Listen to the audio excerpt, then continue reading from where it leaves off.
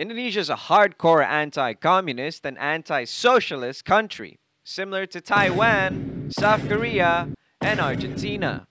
Back in the 1960s, we executed Order 66 on the Indonesian populace to cleanse our society from communist filth. Some 3 million people died, and I'd like to think some of them are not communists at all. They're just plain unlucky. But did you also know that technically Indonesia was a socialist country even back then? If we take a look at this from a political philosophical lens, in a way, Indonesia basically killed 3 million people for pointless reasons. Why do I have a very dangerous thought that could lead to me getting kidnapped or murdered by men in black? Go, go, go!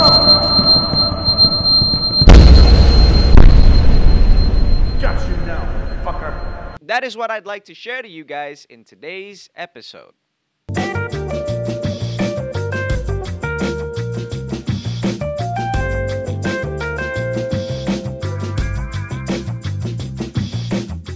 Welcome back to the Base Indonesian Show, where I will share to you why I think Indonesia used to be somewhat commie.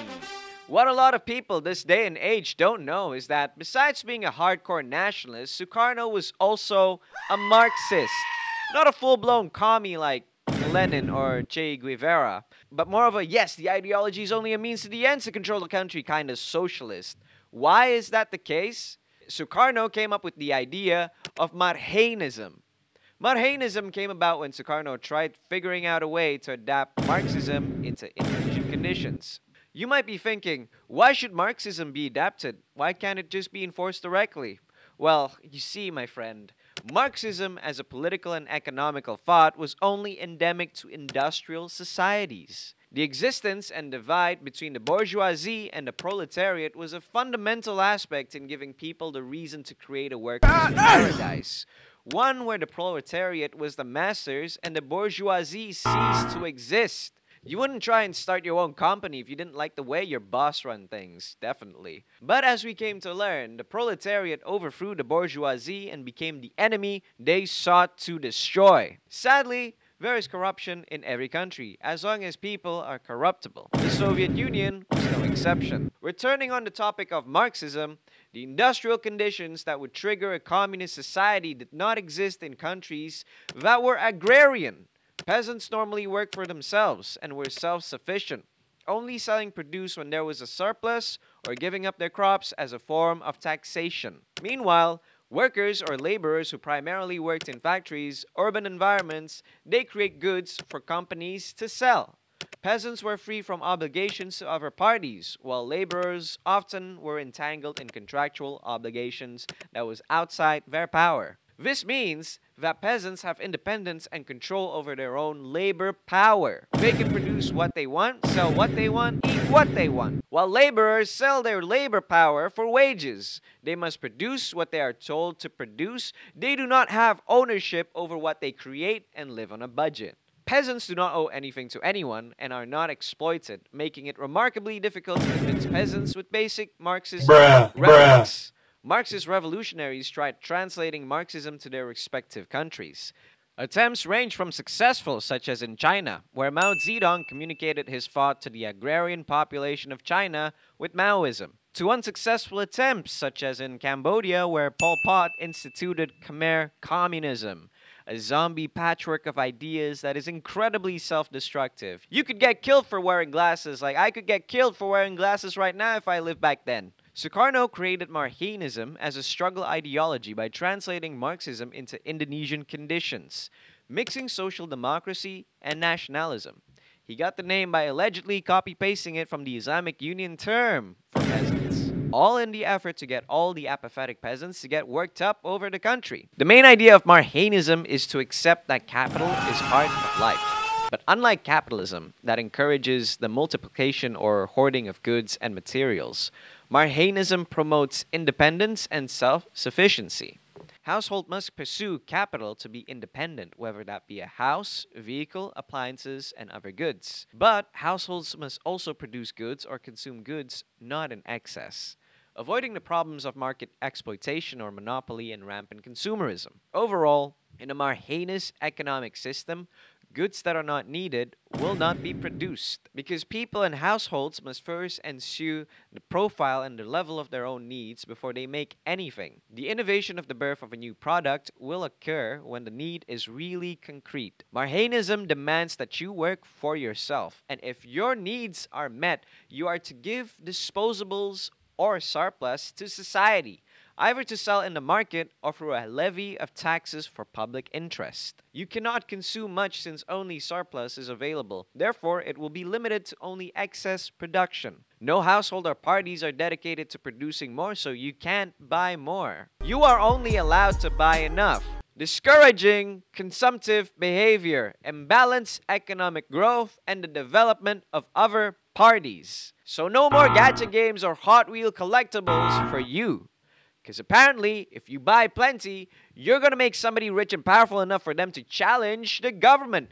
And that is very bad. Marhaenism is not a widely recognized or established political philosophy, and is best used as a term for Soekarno's personal beliefs in Indonesia. Elements of Marhaenism can be found in Pancasila, the philosophical foundation of the Indonesian nation, specifically in the fifth principle of the Pancasila. However, one can understand why Marhaenism isn't really widely subscribed to. Political amateurs such as myself can spot a few flaws in the ideology. Marhaenism does not provide good incentive because it demands you to make enough, buy enough, and give the excess to the rest of society. It does not incentivize people both socially and economically, and pushes households to be economically stagnant so that they can fulfill their roles in the production of the country. If you are told to work all your life just to make enough and not more, obviously you'd be working just enough. Marhaenism does not address social mobility.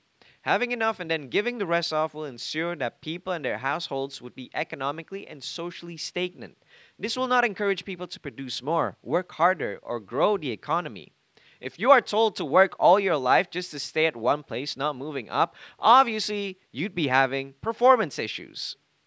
Marhaenism also does not account for innovation. It postulates that the advancements in the market, human quality of life, and technology are cultivated by systemic progressive fervor and very concrete demands for new products, instead of relying in natural order to compete and commit entrepreneurship to create new products, creating a market that will lag in terms of technology, relevance, and utility when such products will be available when literally everyone needs them. Lastly, it demands you to be independent. Marhaenism wants you to be self-sufficient and independent so that no one has financial leverage over you or your country. When Indonesia was poor and starving, Soekarno forced everyone to berdikari, or to stand on your own two legs. By building our own industry, doing everything by ourselves without the need of anyone's help or money. Creating an Indonesia that looks kinda good, but is actually kinda broke. There are more complex explanations regarding Marhaenism. A quick Google search will probably help you on that one. Marhaenism is currently the guiding ideology of the Indonesian Democratic Party of Struggle, a party struggling with democracy in Indonesia. The Indonesian Democratic Party of Struggle is the Marhaen left-wing populist movement that is made to fight the rights and the protection of Indonesia's small folk. It is led by the royal family of Indonesia, the Soekarno family, and they are the top of Indonesia's elites, being descendant from the first president himself. They're the party with the big red flags, literally, and those red flags help you know when they're coming from afar. Click like and subscribe to let me know if you like content such as these. Leave a comment down below to share what you think of Marhaenism. Thank you for watching this episode, and I will see you in the next episode of the Based Indonesian Show. Bye-bye, realist peoples. Subscribe to the Based Indonesian Show. Dijamin halal